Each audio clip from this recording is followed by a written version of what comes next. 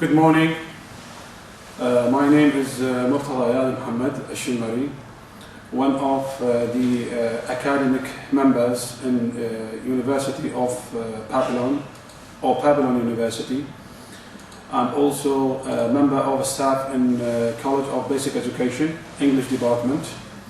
So our lecture today is entitled "The History of English Literature is like directed or delivered to the fourth stage of English Department."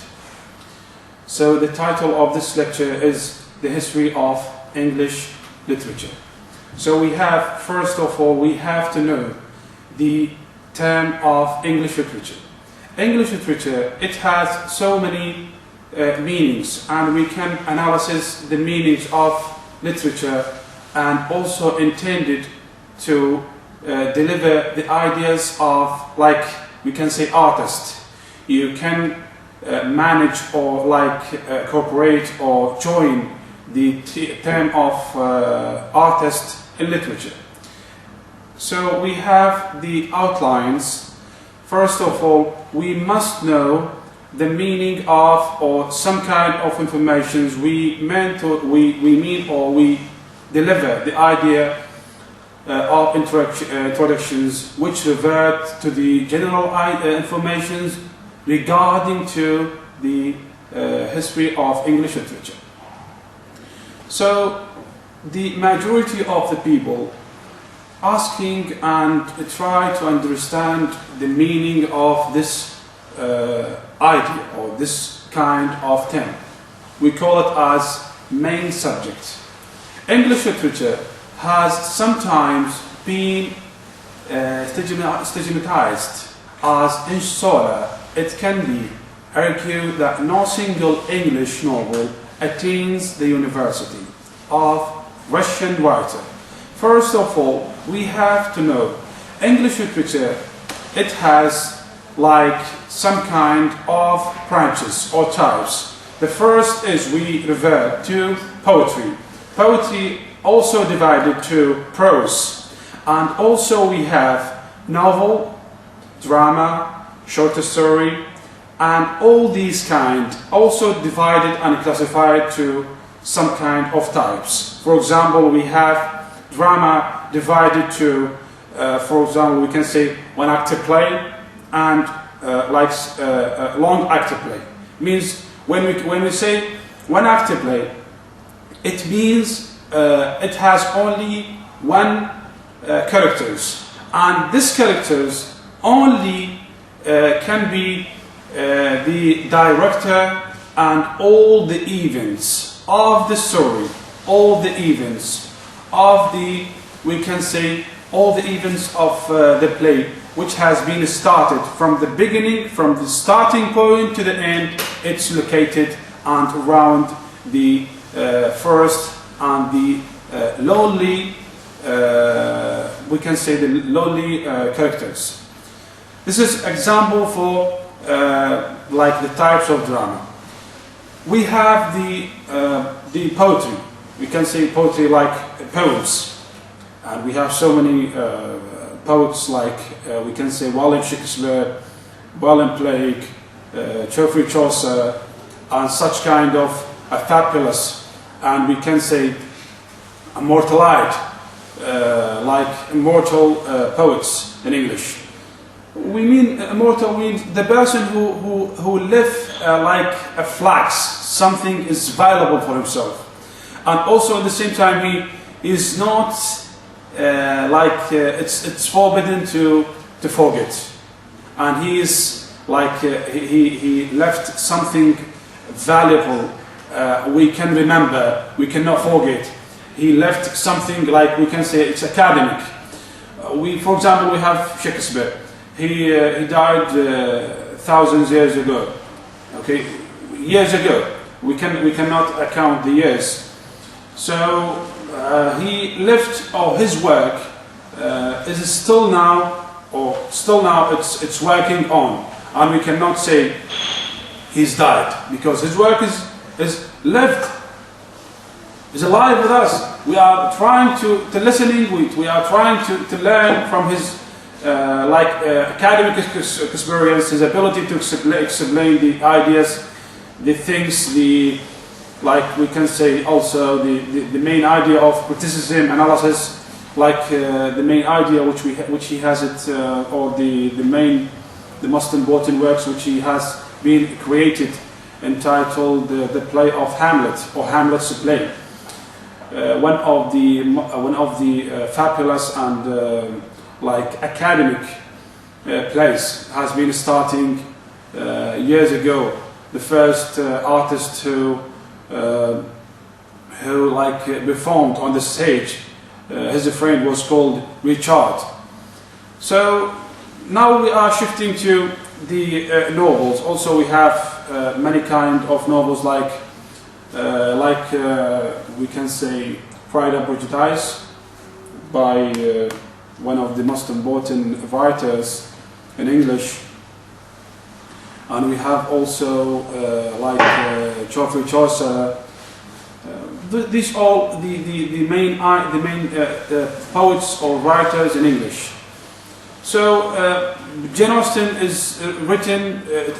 She has written the Pride and Prejudice, and it is referred to the levels of societies regarding the woman's positions and her deeds in society.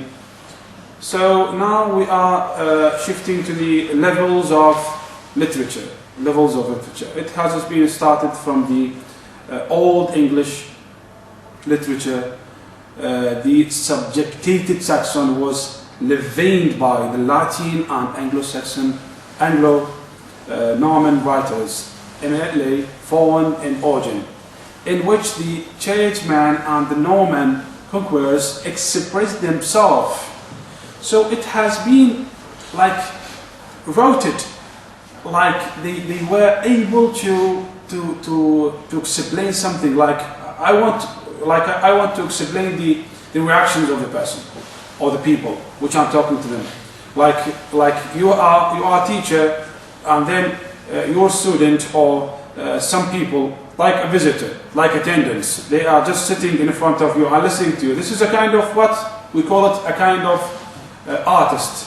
And in the main point, it's a kind of artist, and then you are delivering the idea. You are trying to deliver the ideas. And then it's a kind of what? It's a kind of arts, we call it in the literature. So they has been starting their jobs, the main concept of literature, first of all, to express themselves. From this combinations emerged a flexible and suitable linguistics instrument exploited by Geoffrey Chaucer and brought to supreme applications by William Shakespeare. So we call it Shakespeare. He is the father of English literature. Some of the thinkers or critics, we call it in English, have been said, we can say it's Christopher Marlowe was the writer of the century, all the century, the writer of the history for English literature. But he's died before Shakespeare, and then Shakespeare he revived and starting a new journey. He was trying to improving the ideas of thinking. For example, we have one of the most important scene in Hamlet's play, when Hamlet came to kill his uncle. He wanted revenge for his father.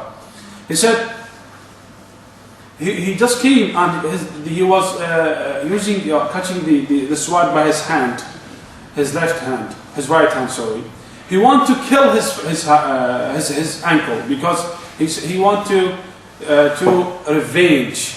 He wanted to revenge.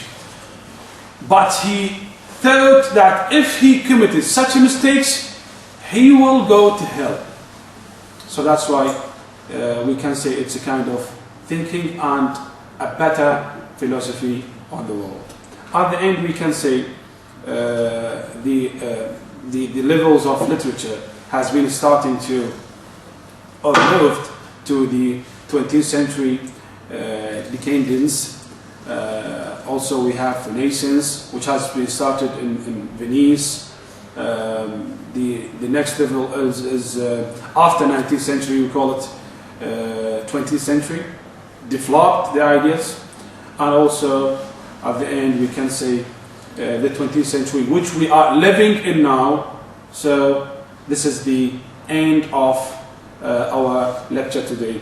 And 21st century is located as the contemporary issues such as the global warming, international conflicts, especially the Second Persian Gulf War and its aftermath. We see the tensions writers were still more disposed to look back.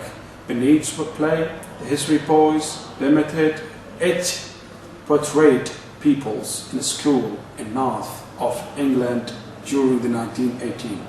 Also, Claude Atlas, far-reaching book by David Maitles, one of the more ambitious novelists to emerge during this period. Continued chapters that envisage futures eras like ravaged by Malgin, technology and climates and nuclear devastations. It devoted more space to scenes set in the 19th and early 20th centuries. So the literature has been focused not only on academic way, but he shifted to another sides of life, like he has been focused on all the branches, all the sides of human being in this life. At the end, I would like to say thank you so much for your listening, and I wish I could deliver some kind of valuable academic meanings and informations to be beneficially, to be useful for you, and thank you for listening, and hope to meet you soon. Thank you so much.